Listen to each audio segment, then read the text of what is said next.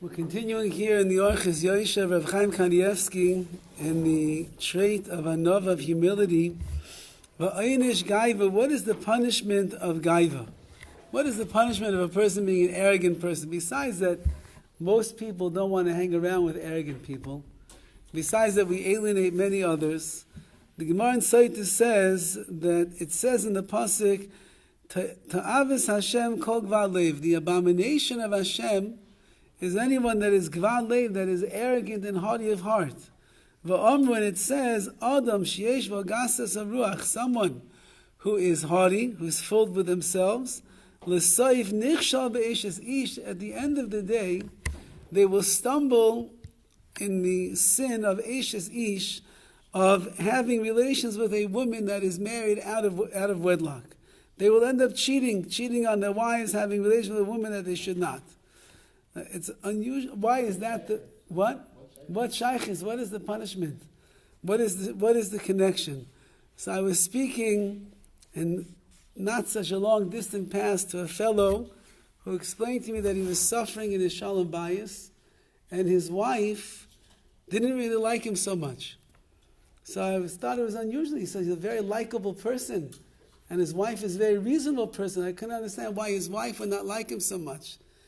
And then he said, it's probably because I cheated on her. Said it like flippantly like that. It's probably because I cheated on her. I said, excuse me?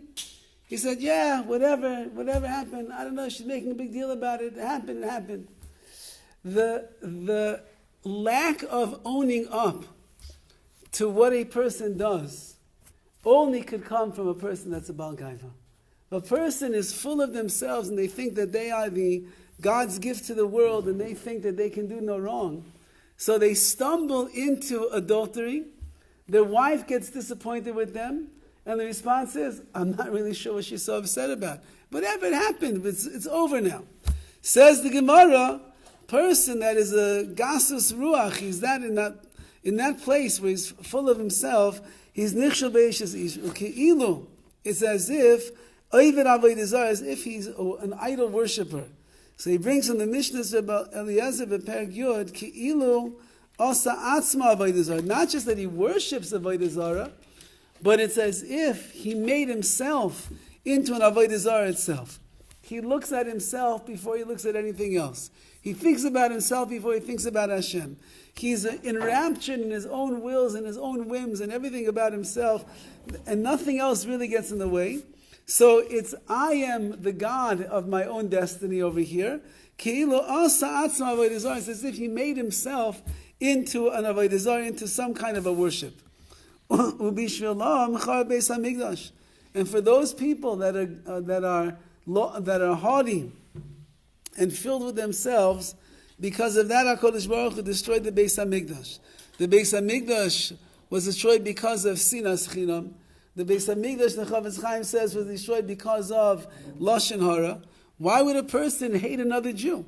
Why would a person look down on another Jew? Only if I hold myself to be greater than them, can I look down on somebody else. If I hold myself in humility and I look at somebody else parallel to me, we're part of the same clan, the same brotherhood over here. So I don't look down and hate them. But a haughty person, it will lead him to the sinas chinam that can destroy the Beis HaMikdash.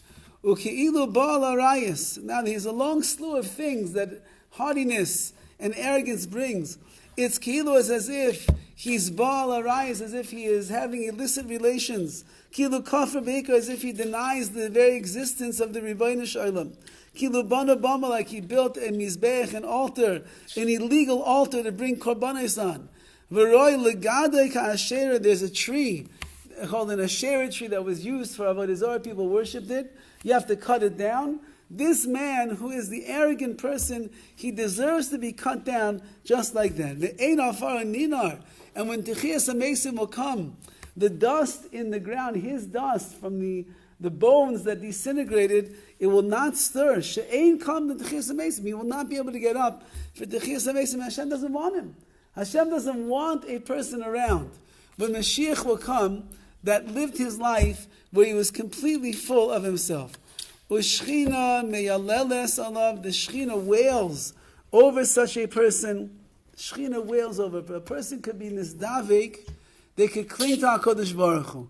A person could have Torah in their lives, they could have midos, toivos, they could have good midos, they could do everything within their ability throughout their day to bring themselves closer and closer to Hashem. And a person that is arrogant, a person who is the Baal Gaiva that we are discussing over here, so he's cut off from HaKadosh Baruch Hu. So Hashem is meyaleles HaKadosh Baruch Hu, he wails over such a person who is doing the opposite of what he was created for. Ulebisoif mismayit, at the end of the day, says he's quoting over here also from the Gemara in Saita. It says that this person is going to be nismayit, his pride that he has eventually is going to be lowered and lessened. And we'll finish with these words: Kol v'amar Kodesh Baruch Hu. Hashem says the following statement about the arrogant man: Ein ani v'hu yochel lado b'ka'achas. Myself, Hashem, and this person over here, we cannot dwell together as one. Because that he has filled himself up with himself, he doesn't let me in, it's impossible for me to dwell together with him. Vein tfilasa nishmas, and therefore also, says the Gemara, his tefillah, his prayers, are not going to be heard. We say in the beginning, Hashem svasai tiftach.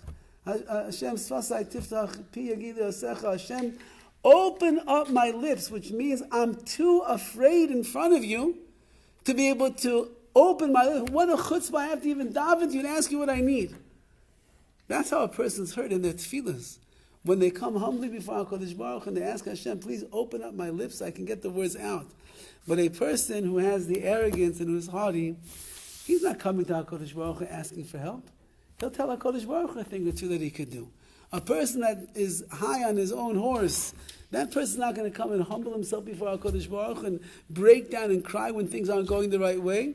And therefore, tfilasai, ein tfilasa nishmas, his tefillah will not be heard.